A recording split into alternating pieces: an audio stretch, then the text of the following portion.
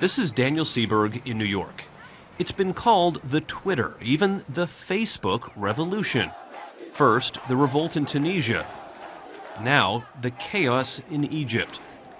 Young people in both countries turn to the internet to organize rallies and spread a message of dissent.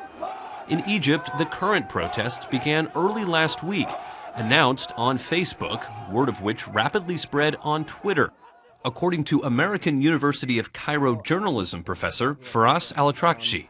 People were tweeting on Tuesday, January 25th from Liberation Square in downtown Cairo, and their friends, colleagues, or other people who were following these tweets said, hey, you know, I should be out there, I should be standing in solidarity with them.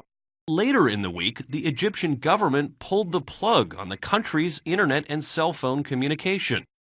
Until Friday, Egyptians enjoyed a relatively open and unfettered internet, more so than just about any other Arab country. Social media has been the only outlet for a lot of people to vent their frustration. So when the government imposed this internet blackout and cut off Egypt from the rest of the world, there was significant anger. And I think that backfired on the government and brought more people out into the streets.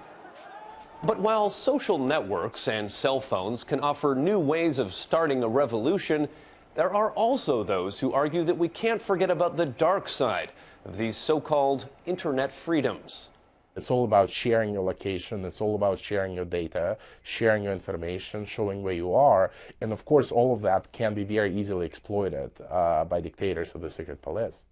Evgeny Morozov, author of The Net Delusion, says using social networks can be downright dangerous for political activists. We actually see a lot of authoritarian governments in places like China and Russia and Iran actively turning to the internet to hunt for dissidents, to learn about their personal details and to arrest them.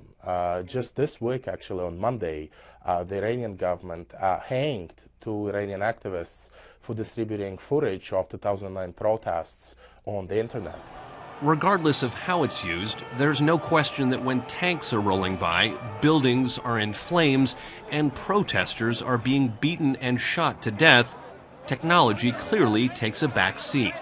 Social media did not cause what we see happening in Tunisia and Egypt today, but it did act as a vehicle that might have increased the speed at which these things were unfolding.